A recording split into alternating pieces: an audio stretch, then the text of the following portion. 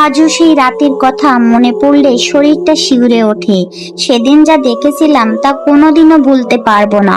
আমি একজন আত্মীয়ের বাসায় গিয়েছিলাম, তখন ফিরতে ফিরতে প্রায় রাত 2টা বেজে গিয়েছিল। আমাকে বাড়িতে ফিরতে হলে পুরনো কবরস্থানের পাশ দিয়ে যেতে হচ্ছিল। চারপাশে এতটাই নরম নীরব যে নিজের পায়ের শব্দটিও অস্বাভাবিক লাগছিল।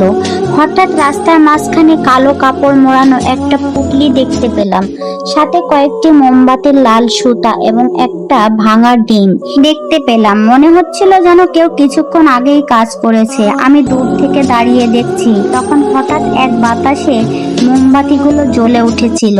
আমার বুক ধড়ফড় করতে লাগলো। এরপর আমার কানে নিচু স্বরে ফিসফিস করে বলল, পিছনে তাকিও না।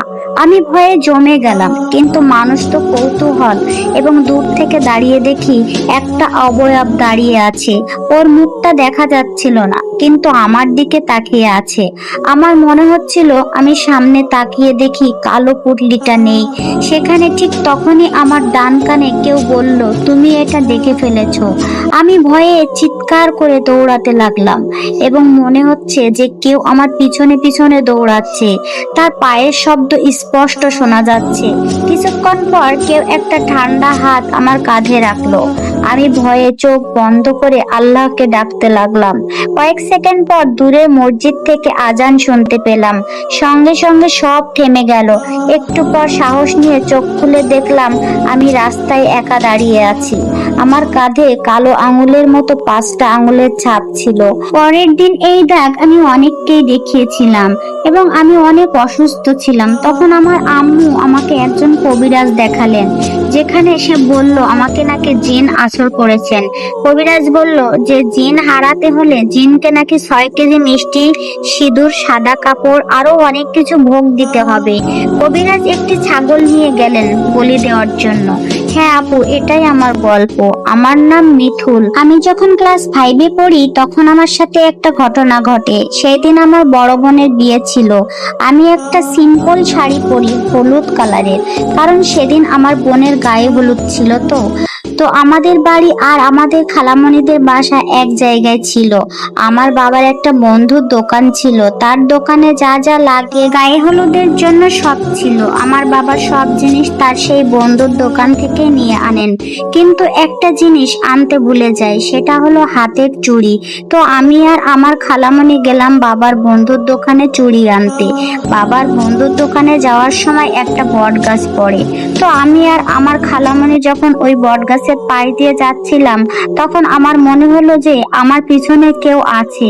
আমি সাথে সাথেই পিছনে ঘুরে তাকালাম, দেখলাম যে ওখানে কেউ নেই। পরে আমি এই জিনিসটাকে গুরুত্ব দেই না। এত তাড়াহুড়োর মাঝে আমি আমার চুলটা বেঁধে আসিনি। তারপর আমার খালামণি বলল, আমি দোকানের ভিতরে যাই, তুই এখানেই দাঁড়া। আমি বললাম, আচ্ছা তুমি যাও, আমি এখানেই আছি। তারপর খালামণি দোকানের ভিতরে চলে যায়, আর আমি দোকানের বাহিরে দাঁড়িয়ে থাকি। হঠাৎ আমি অনুভব করলাম যে আমার কাঁধে কেউ হাত রেখেছে। আমি অনেক ভয় পেয়েছিলাম। তারপর আমি মনে মনে আয়াতুল কুরসি পড়তে থাকি। হঠাৎ করে কেউ বলল, চুপ কর, চুপ কর তুই। আমি ভয় পেয়ে অজ্ঞান হয়ে যাই। তারপর আমার আর কিছুই মনে নেই। আমার যখন জ্ঞান ফেরে তখন আমি দেখি আমার পাশে আমার খালামণি আর আমার আম্মু বসে আছে, আর আমার বোনও বসে আছে। আমার বোনের নাম মিথিল। তো তারপর আমি আমার মাকে সবকিছু খুলে বলি। সব শোনার পর আমার আম্মু একটা হুজুর ডেকে আনে। তারপর হুজুরটা আমাকে একটা তাবিজ দিয়ে যায়। তারপর আমার সাথে আর কিছুই হয়নি। আমি এখন অনেক ভালো আছি। আসসালামু আলাইকুম, আমার নাম রিয়াম। ওয়ালাইকুম আসসালাম। তখন আমার বয়স 8। এটা তখনকার কথা। সেদিন আমার বোনের এসএসসি পরীক্ষা চলছিল। তখন প্রায় রাত 2:30টা বাজে। সেদিন বাড়িতে আমার 2 ভাই, আমরা 2 বোন আর মা ছিলাম। আমার বোন তখন পড়াশোনা করছিল, আমরা ঘুমিয়েছিলাম। সেদিন রাতে আমার বাবা সিলেট গিয়েছিল। আমার বোন লক্ষ্য করলো দরজায় কে জানি নক করছেন। তারপর আমার বোন সবাইকে ঘুম থেকে উঠালো। আমার 2 ভাই রাগে দরজা খুলতে গেল, কিন্তু আমার মা দরজা খুলতে দেয়নি। অনেকক্ষণ ধরে নক করছিল। তারপর আমার বাবাকে ফোন দেওয়া হলো। আমার বাবা বলল যে এখন দরজা খুলিস না, ফজরের আজানের পর খুলবি। আমরা আমার বাবার কথা মতো ফজরের আজান পর্যন্ত অপেক্ষা করলাম। তারপর ফজরের আজান পড়তেই আর কোনো দরজায় নখের আওয়াজই হয়নি। এই ছিল আমাদের সাথে ঘটে যাওয়া কিছু বাস্তব ঘটনা।